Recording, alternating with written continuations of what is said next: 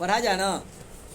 तो हम लोग पढ़ेंगे वर्णों का उच्चारण स्थान। क्या पढ़ेंगे? वर्णों का उच्चारण स्थान। इससे पहले वर्ण प्रकरण से जितना प्रश्न मुझसे बन पाता है, क्योंकि अभी सोच करके बोलूँगा, किताब कॉपी तो है नहीं, तो निपटाते हैं। आप सब लोग मिल करके उत्तर देना।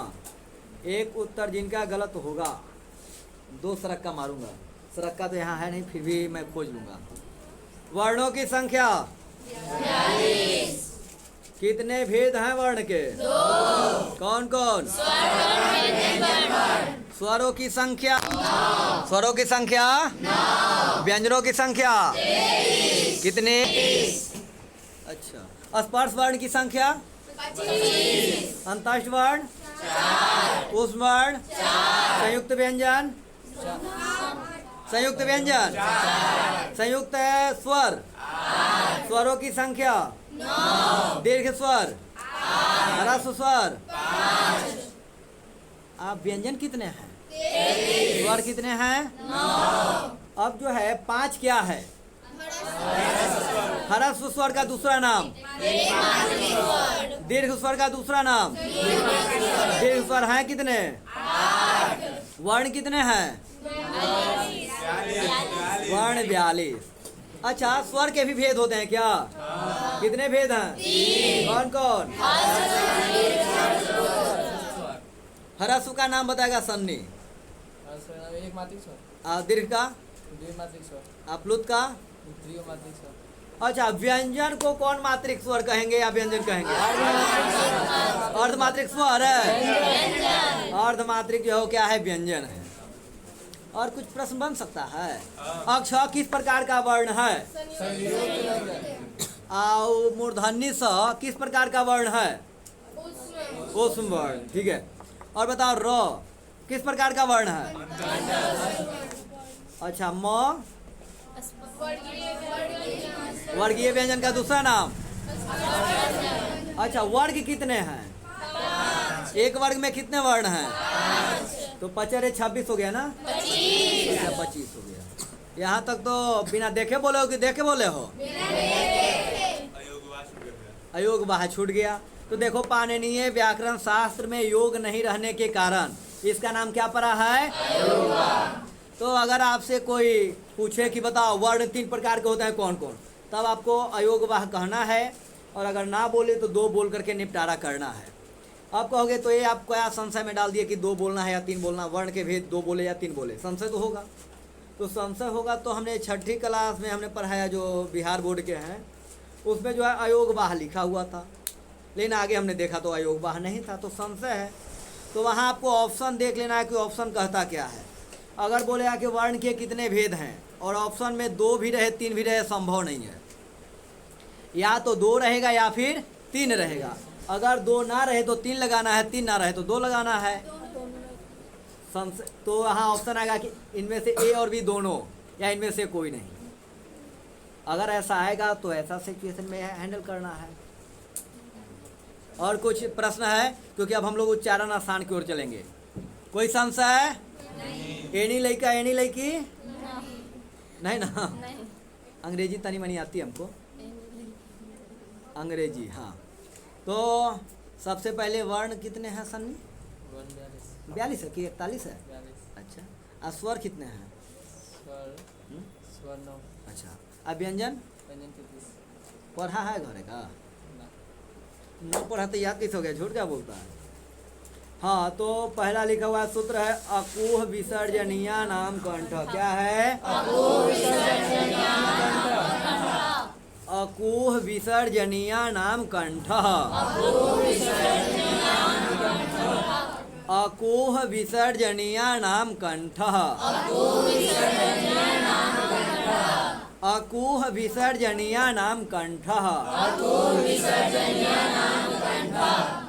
अ से हो गया अकार। अ से क्या हो गया?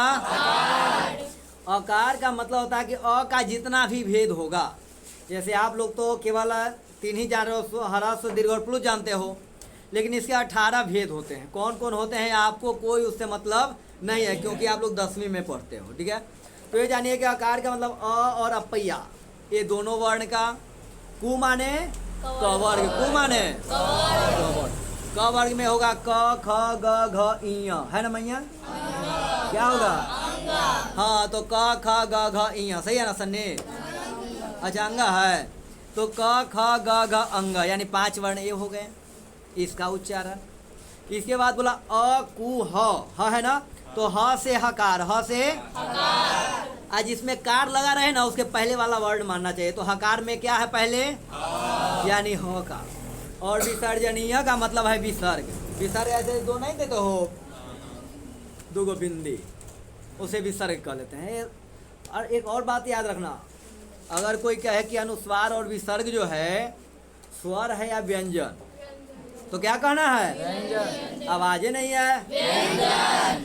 अच्छा, एक और बात बताओ, अनुस्वार और विसर्ग का प्रयोग स्वर के बाद होगा या व्यंजन के बाद होगा? स्वर के बाद। पहले भी पढ़ाए हैं क्या? चलो ठीक है। अयोग बाह भी पढ़ा दिए हैं, वाह। तो अयोग बाह में ज्ञान अनुस्वार और विसर्ग अयोग बाह में ही आता है, ठीक है। और जिह्वा मूली आता है, उपधमानिया आता है, यम आता है, वो सब का जिक्र हमें नहीं करनी है। तो विसर्ग तक आप फरियाई दिए। अगर ये आपको अकुह विसर्जनीय नाम कंठ याद हो गया तो अच्छी बात है, नहीं तो इसके लिए और हमने तोड़ दिया। अ से हकार आपने बोला, कु से क वर्ग, और ह से हकार और विसर्ग कर दिए ना। अब बोलेंगे अकार क वर्ग हकार विसर्ग, अकार क वर्ग हकार विसर्ग, अकार क वर्ग हकार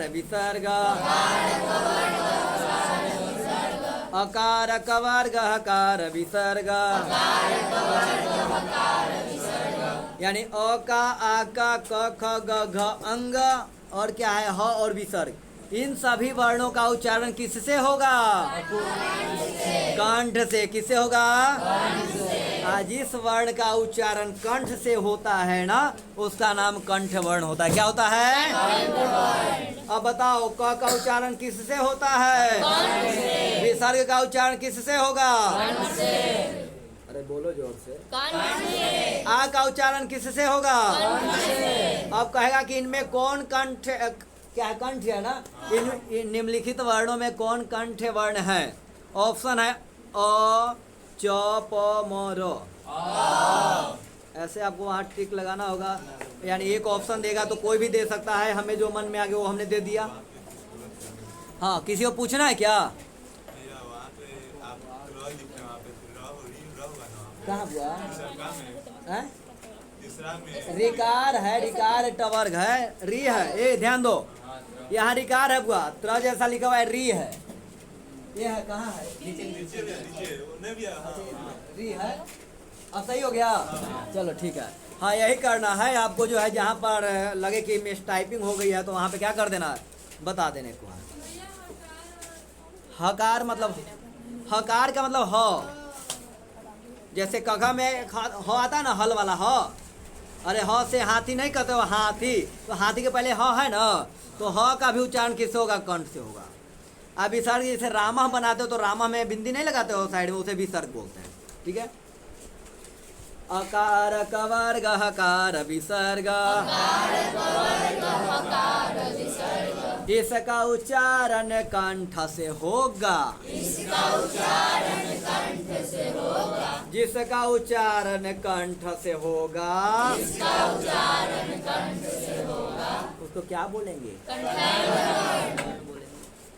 समझ में आ रही है ना? चलिए दूसरा चलते हैं।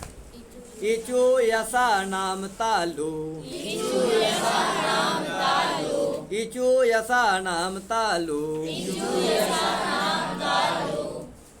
यसा नाम तालु। देखो, जब कोई आपको बता दें तो जरा लय में गा दें या सूत्र की तरह गा दें तो चिंता नहीं करने की बात है, आपको पढ़ने आ जाए, इसलिए हमने इसे तोड़ मरोड़ देता हूँ। इचु यसा नाम तालु, गलती से ना पढ़ो आलू, सॉरी, इचु यसा नाम तालु, गलती से ना पढ़ो आलू। आप पढ़ियो रहा है।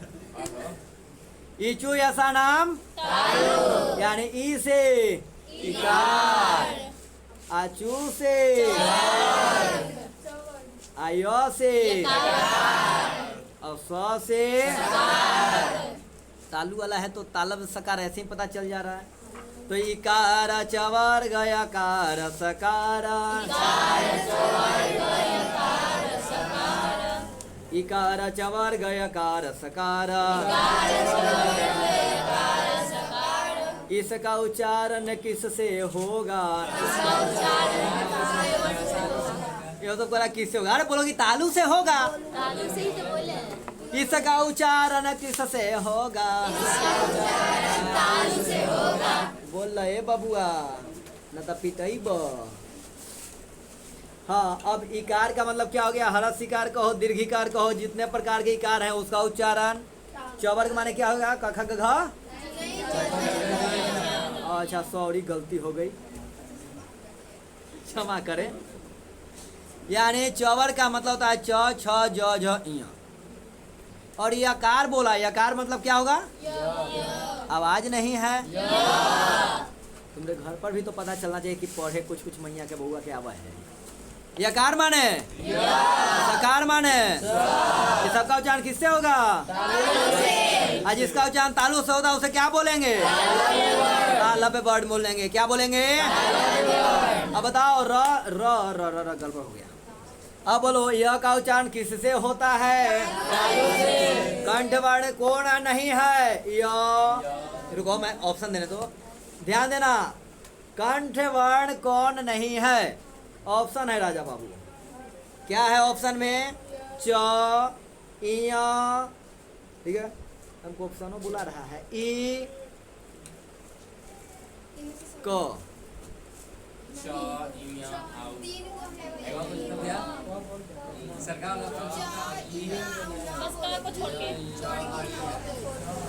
हमने क्या बोला था? कौन कंठ वर्ण नहीं है? तो कंठ वर्ण कौन हुआ? तीन कैसे हो गया? वो तो तालब वर्ण पढ़ रहे हो। वाह क्या बात है लल्लू लालो।